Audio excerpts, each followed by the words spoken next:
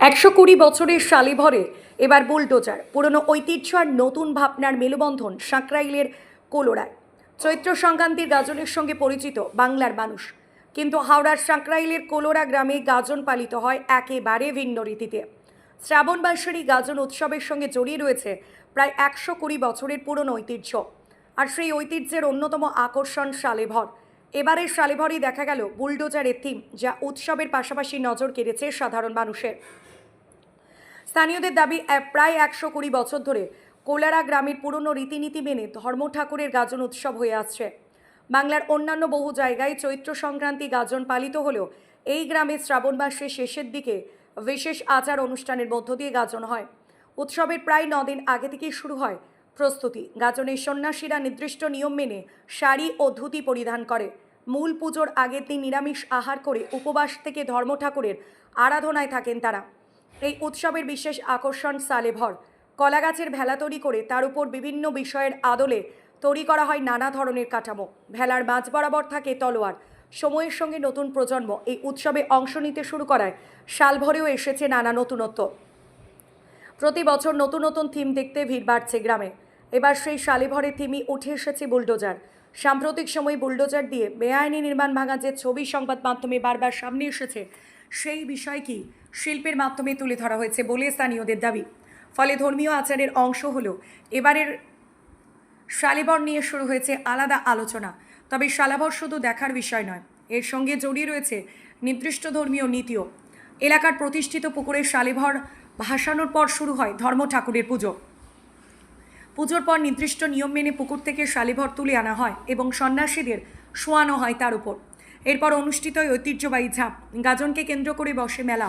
গ্রামের বাসিন্দাদের পাশাপাশি আশপাশের এলাকার বহু মানুষ উৎসবে যোগ দেন। ভক্তি, বিশ্বাস ও শতাব্দী প্রাচীন রীতির সঙ্গে নতুন প্রজন্মের ভাবনার মেলবন্ধনে প্রতি বছরই আরও আকর্ষণীয় হয়ে উঠেছে সাঁকরাইলের কোলোরা গ্রামেরই এই গাজন উৎসব।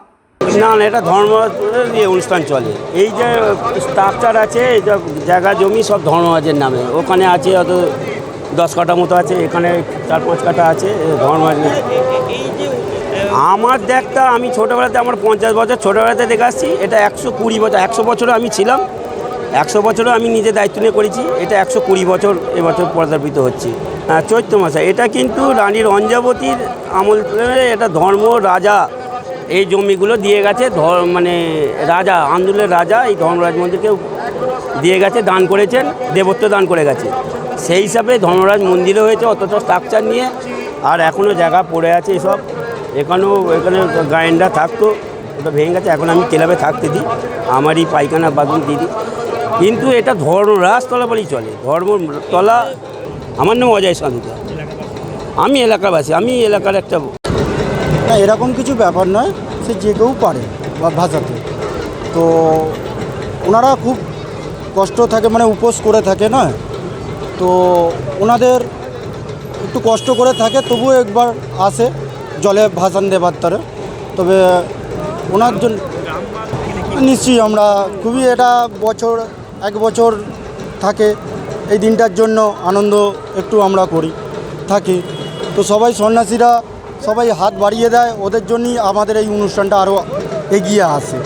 থিম বলতে দেখুন, আমি তো নিত্য নতুন এই থিম দেখছি দীর্ঘদিন ধরেই বা দীর্ঘ বছর ধরেই নতুন নতুন আমাদের থিম হয়। তো আগে বেশিরভাগই হতো, আমি শুনেছি বা যতটুকু জ্ঞান থেকে দেখেছি, ফুলের ওপরে, সাজের ওপরে হতো। এখন বিভিন্ন থিম, বিভিন্ন জায়গা থেকে লোক, দূর দূরান্ত থেকে লোক আসছে, অনেক খবর ছড়িয়ে পড়েছে। তো আপনারাও সহযোগিতা করে এইভাবে মানুষের কাছে পৌঁছে দিচ্ছেন, তো এইভাবে মানুষের কাছে চলে যাচ্ছে, তা আপনাদের সহযোগিতা মানুষ পৌঁছে যাচ্ছে। আমার নাম কার্তিক সাঁদুকা।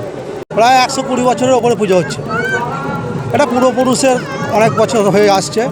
এখানে করলায় 1-2 দুটো অঞ্চল মিলেই পুজো আচ্ছা গেলে অনুষ্ঠানটা হয়ে আসছে। এটা বহুদিনকার আমাদের উদ্যোগটা আছে। যেমন গোপাল সাধুকা, সৌরভ সাধুকা, বান্টি সাধুকা, এসব যারা ছিল তারা এই পুজোটা করে আসছে। বর্তমানে যারা আছে যেমন অজয় সাধুকা, বিমল সাধুকা, তারপরে ঝন্টু সাধুকা, এরা আপাতত আরও যে মানুষজন আছে সকলে মিলেই এখন অনুষ্ঠানটা সংগঠিত করা হয়। এটা অ্যাকচুয়ালি ধর্মরাজ নামে পরিচিত। ধর্মরাজ ধর্ম ঠাকুর, যেটা হচ্ছে আমরা ন্যায় আর সত্যের প্রতীকী হিসাবে আমরা ধর্ম ঠাকুরকে মানে পূজা আর্চা করি। এটা তো আমরা নিজেরাও জানি যে আমরা মহাভারতের ধর্মপুত্র যুধিষ্ঠির, যাকে আমরা চিনি, কেন যা ন্যায় আর সত্য কোনোদিনও উনি পরিত্যাগ করেননি, ন্যায় আর সত্যের সাথেই ছিলেন, সেই জন্য ওনাকে ধর্মপুত্র যুধিষ্ঠিরও বলা হয়। দাদা, আমরা যেটা দেখি যে ধর্মপুত্রতে যারা সন্ন্যাসী হন তারা ঝাঁপ দেন, এটাই দেখে। কিন্তু একটা অন্যরকম দৃশ্য দেখছি যে এখানে পুকুরে আমরা যেটা খেলা মনে করছি দেখছি সেটা ভাসানো হয়। এটা একটা অন্যরকম মানে এটা অ্যাকচুয়ালি তো যারা মানত করে, যারা মানত করে আসছে, এক একটা ঠাকুরের কাছে এক একটা মানুষের মনস্কামনা থাকে, তো সেই মনস্কামনাটাকে পরিপুষ্ট করার জন্য, প্রতিষ্ঠা করার জন্য এটা বিভিন্নভাবে মানুষ সেটাকে প্রতিষ্ঠা করে দেয়। তার সাথে শুদ্ধিকরণও হয়ে যায়, তৈরির সময় বাধা লাগে, সেই সব কারণে জলে রেখে। আপনাকে চাচ্ছি আরেকটা কথা হচ্ছে, এই যে গ্রাম বাংলার মধ্যে একদম অকাল বলা যেতে পারে ধর্ম পুজো একটা এখন হচ্ছে, সেই জায়গায় বহু মানুষ সমাগম হচ্ছে এবং সোশ্যাল মিডিয়াগুলোতে আজকের দিনে দাঁড়িয়ে বহু মানুষ আসে এবং সেই জায়গায় দাঁড়িয়ে কী বলবেন, ভালো লাগে এবং দেখি কতটা ভালো লাগে। দেখুন, এটা ঘটনা হচ্ছে বহুদিন থেকে হয়ে আসছে, তো পূর্বপুরুষদের হয়ে আসছে। মানুষের বিশাল উদ্যোগ আছে, মনস্কামনা মানে মন থেকে মানুষের যে আন্তরিক যে একটা আগ্রহ, সেই আন্তরিকতার সহিত নিয়েই এখানে মানুষ আসে, সকলে মিলে এখানে অনুষ্ঠানটা হয়ে থাকে। এটা আজকে না, বহুদিন থেকে হয়ে আসছে। আর মানুষের মানে একটা ধর্মের প্রতি টান, সেই যে টানেতে চলে আসছে মানুষ। আর একটা কথা হচ্ছে, একটা সময় পুরোনো দিনের সময় থেকে ধরলে যে সালে ভর বলে মানুষ জানে, সেটিকে ফুল দিয়ে সাজানো হতো। বর্তমান সময়ে যুগের তালে থিমের প্রচলন চলেছে। থিমের মধ্যে থেকে দেখতে পাচ্ছি বিভিন্ন থিমের মধ্যে আকর্ষণ দিচ্ছে দুটো বুলডোজার। এই বুলডোজারটা নিয়ে কি বলবেন? একটা কি বার্তা সরকারের সঙ্গে বার্তা? অ্যাকচুয়ালি দেখুন, যেরকম আমাদের দুর্গাপুজোটা হয়, একটা পুজো হয়, কিন্তু তার মধ্যে থেকে মানুষের এক একটা থিম নিয়ে আসে, মানুষের মনকে নতুনত্ব দেওয়ার যে একটা প্রচেষ্টা। ধর্মের সাথে সাথে এই যে আধুনিক সমাজ গড়ে উঠছে, সেই আধুনিক সমাজকে টেনে নিয়ে এসে ধর্মের আরাধনা করে চলেছে, এটাই এই একটা চলে আসছে। আপনার নাম? আমার নাম সঞ্জিত জানা।